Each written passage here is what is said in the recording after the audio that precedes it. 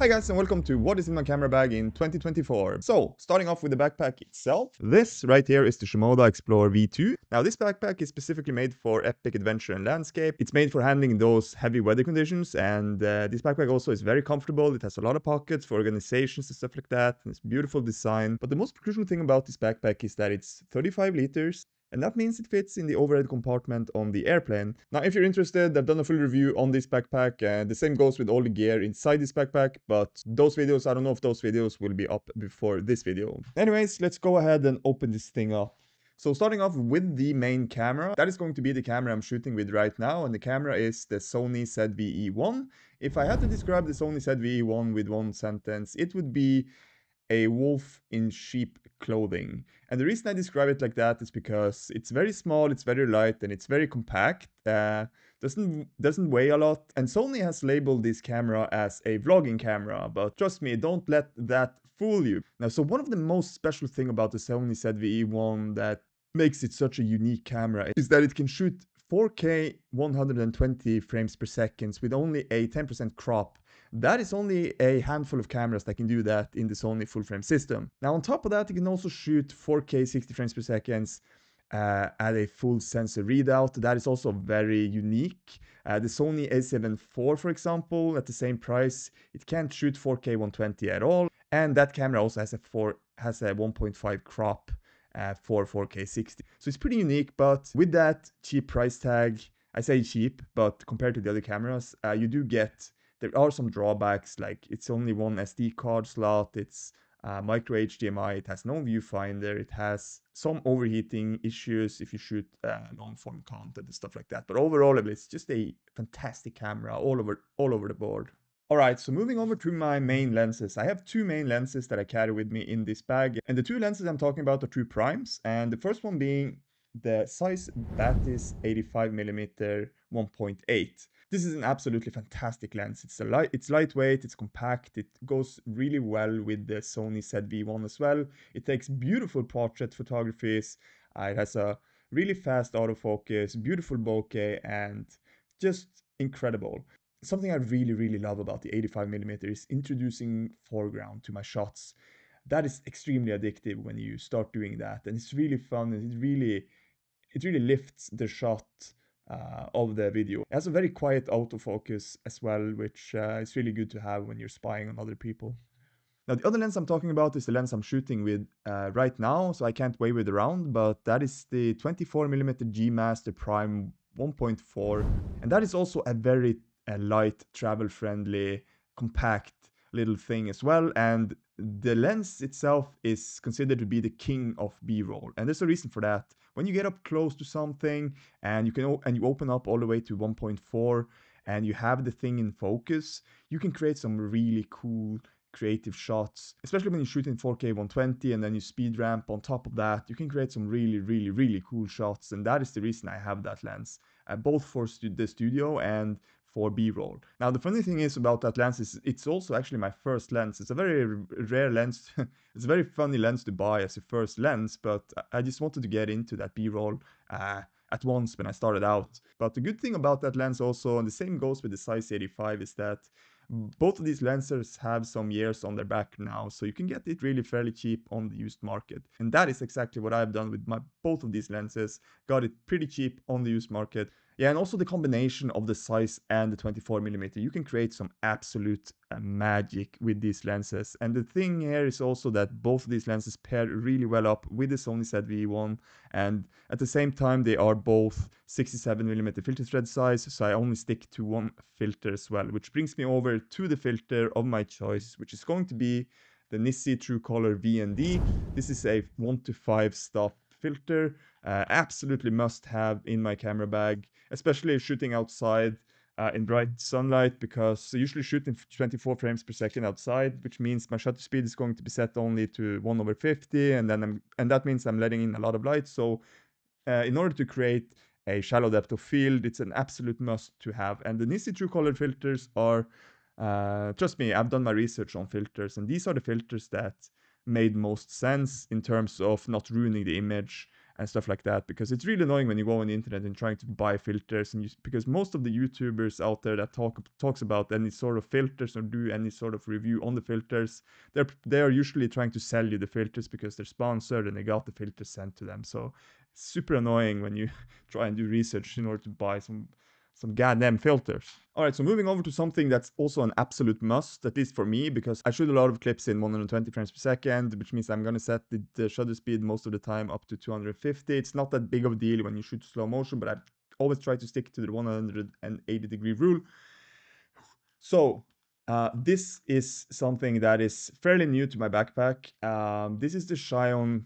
Now, this is the Zhuin. I think it's Shuin. That's how we pronounce it. Molus X100 pocket light. Very easy to carry as well. Super easy to set up. That is everything you need in order to set this light up. And this light is pretty goddamn powerful. It's 100 watts and it can run for around 30 minutes at full power. And that is absolutely incredible. Comes in very handy when you are out traveling and then you just need a light on the spot. Absolutely fantastic. I'm amazed by how far technology has come, to be honest. It's absolutely insane to me. Incredible. Incredible. Wow, wow, wow. So over to the love of my life. This is the Mavic 3 Classic. I find it hard to start talking about this drone because I feel like I can talk for hours about this drone. This drone has been with me on so many adventures.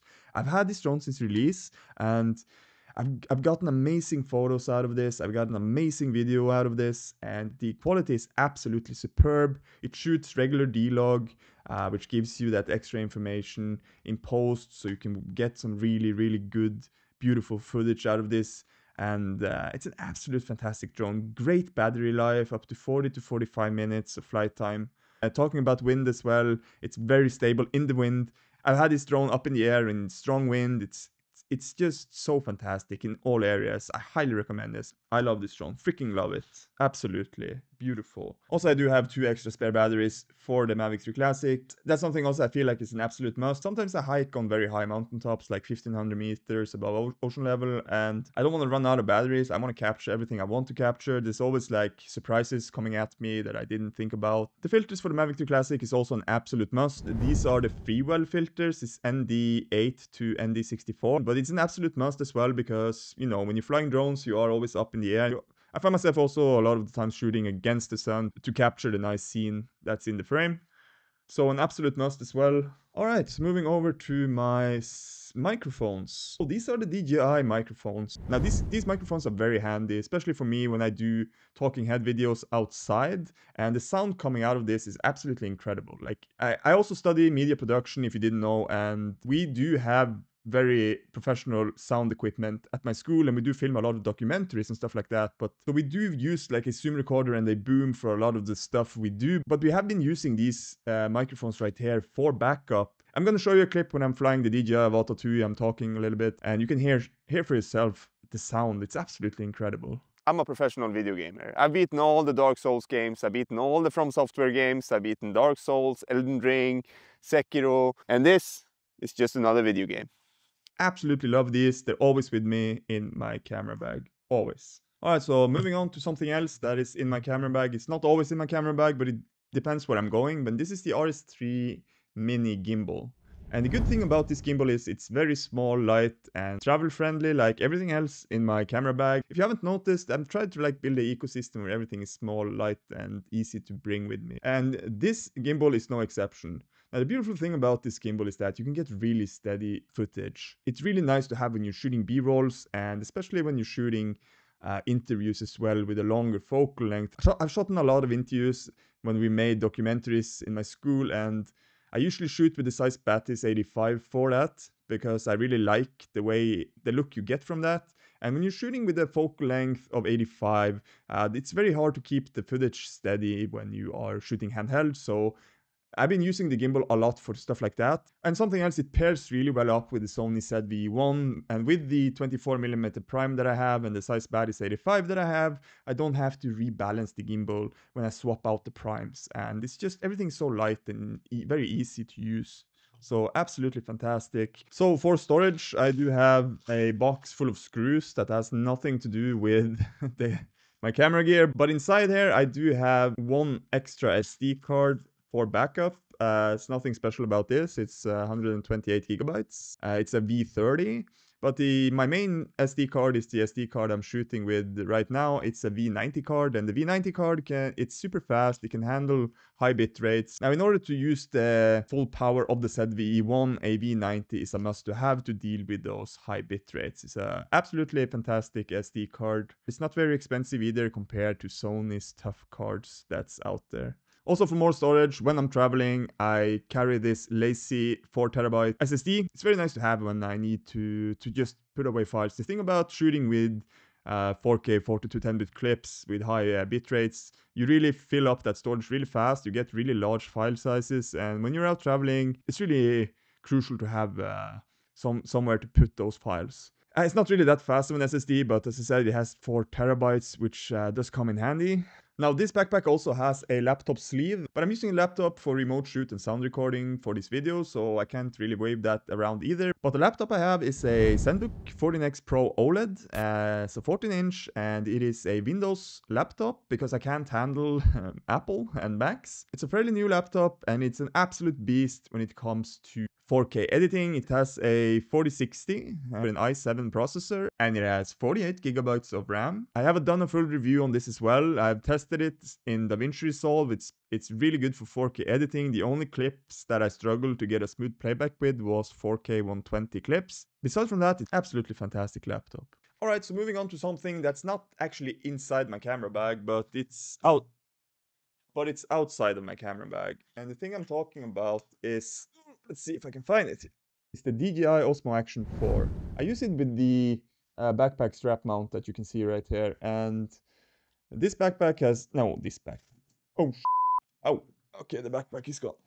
It takes up too much space. It's gone. It's over. So this camera is it's an action camera. This camera is more of a hiking behind the scenes companion to me. The main reason I got this was because I was gonna go into FPV, but recently I got the DJI Avata 2 that's right behind me here. To be honest with you guys, the sensor on the DJI Avata 2 is so good that I don't know if I will be using this. But maybe later when I go for another type of FPV drone. But at the same time, I'm gonna shoot a lot of ski videos because I live in Norway. We have a really great ski conditions over here with high mountains and stuff like that. But it's a really good camera. It's really good in low light. It's very steady. It has something called rock steady. It's very steady. You can walk around with it without basically any movement in the frame. Great image quality as well. You can also shoot in something called D-Log-M, which gives you more information as well in post. And it doesn't take up bag space either because, as I said, it's outside of the camera bag.